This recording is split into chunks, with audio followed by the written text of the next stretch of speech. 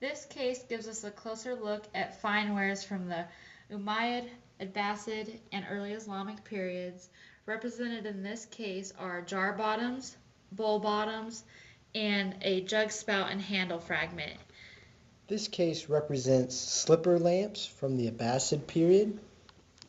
The slipper lamp fragment represents how some of the Roman and Byzantine designs and trends continued even after the Muslim conquest, as the great pattern on some of the upper rims of the lamp reference wine, although wine was a forbidden beverage of the Islamic communities.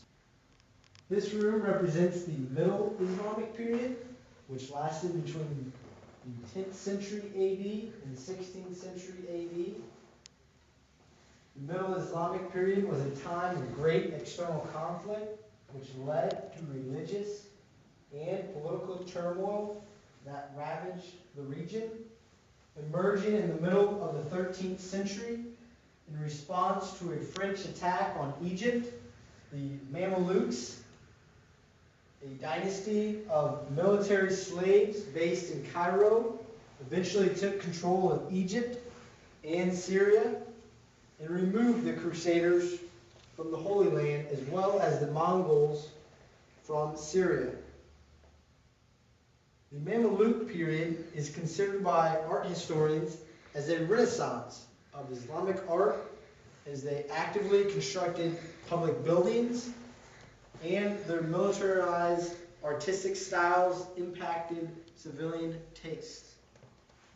In 1516, their forces were defeated in Syria and in Cairo by the Ottoman The table army. represents handmade geometric painted pottery, also known as HMGP.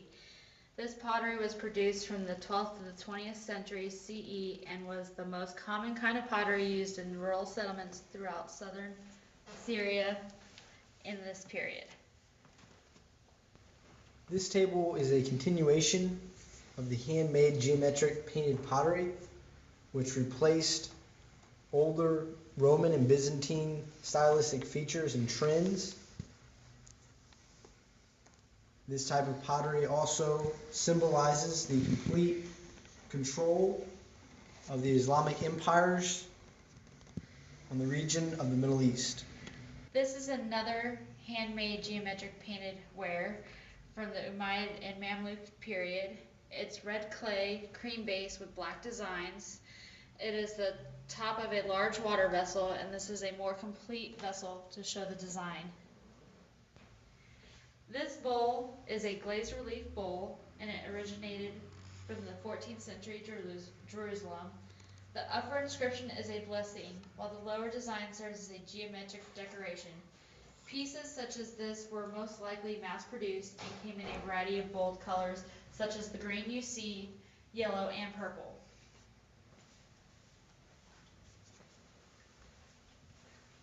These pieces of pottery are an example of monochrome glazed bowl.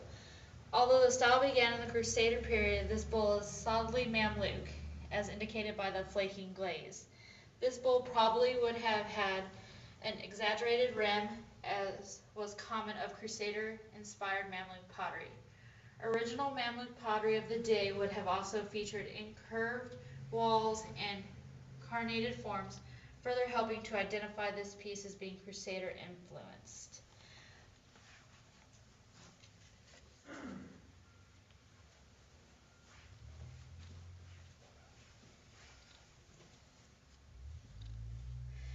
These are also glazed relief bowls from the 14th century Jerusalem. The inscription is in Arabic, and they were military issued bowls that were used as strictly decoration. They were not used to eat in or cook in. While this display largely features modern handicrafts produced in countries throughout the Middle East, they represent the kinds of household and personal goods that would have been used in traditional Jordanian societies in the 19th and early 20th centuries, the late Ottoman and British Mandate periods.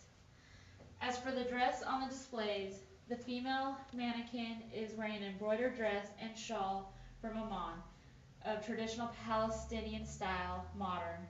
a Bedou-style wedding veil from Jerusalem, 100 years old.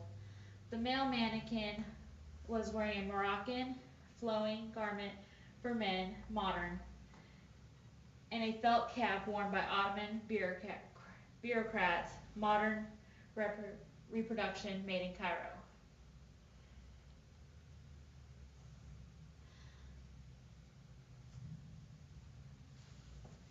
And here you see the Quran, which is the Muslim holy book. Prayer rugs are real common in Middle Eastern communities.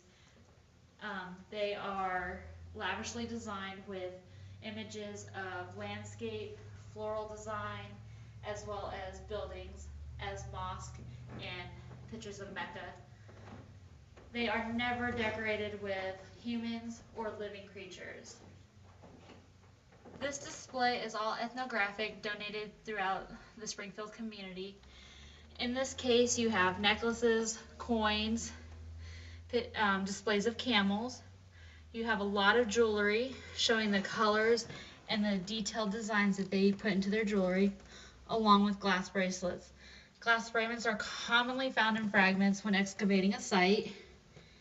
And then we also have the hookahs, which are water pipes. Muslim communities, or all Middle Eastern communities, use shisha as a pastime, as a social gathering to get together and drink tea and coffee, and they smoke flavored tobacco, known as shisha, in these water pipes. Their water pipes are lavishly designed and embroidered. They are made out of glass, which is why we find very few on site because they have shattered. The podium shows the late Islamic period. The late Islamic period stretches from the early 16th century AD until present day. The Ottoman Empire is the central focus in the late Islamic period, as it roughly dates from 16th century to 12th century. The Ottomans were present in the 13th century, however they didn't gain dominance until early 16th century. The Ottomans ruled from northern Africa to Iraq, along with the majority of the land encompassing the Mediterranean Sea, unto the south and east from the Adriatic Sea. The Ottomans continued the tradition of spreading Islam and did so effectively into Europe for the first time since the 8th century AD. This vast accumulation of land held many different cultures among its boundaries. Not enough attention has been paid to the Ottoman Empire since it was thought to be a static time within its regional history. However, archaeological evidence has brought light into the subject and its contributions to an era. Studying the people and their cultures through historical and archaeological record is the best way to explain the relevance of the Ottoman Empire in the late Islamic period. This podium represents glass bracelets dating from Mamluk and Ottoman periods. Bracelets in this collection were discovered in Hubras in northern Jordan during the 2006 season. These glass bracelets consist of both monochrome and polychrome pieces that cover a wide range of ornamental practices. Dated to the Mamluk and Ottoman periods, these techniques include transverse stripes, twisted wire, patch decoration, and combinations of patterns. The Hubras collection is unique for the time period due to its variety of colors and translucent appeal. Discovered alongside additional domestic items, the discovery helped to identify part of today's Hubras as once incorporating a medieval village. Bracelets were very important ornaments for women and were named differently according to where they were worn on the arm, their thickness and their design and form. The thicker broad sorts were called amulets and the finer designs were called wristlets. These bracelets are made of glass with applied mina. Pieces like this are made by using a metal pipe that is open on both ends. The glass blower begins by picking up a piece of melted glass on the end of the pipe and blowing it into a mold while adding different oxides to create different colors. The mold was made of breakable material so that the bracelet could be easily removed when it was set. This podium has in it pipe shank and bowl fragments from tobacco smoking pipes. Tobacco has been controversial in Islam since its appearance in the 16th century. The Quran does not explicitly forbid the use of tobacco products. However, the principles in the Quran speak against any substance that would harm the body. This is based on the Islamic law, which states that the integrity of the individual must be protected. The ambiguity has been the source of centuries of conflict in the Islamic world. The primary type of pipe used was the water pipe. Two basic models of water pipes existed. There were a small pipe that could be transported and was basically for personal use. The other was a very large vessel that contained many mouthpieces, such as the hookah. This could be located at either a home or perhaps a coffee house.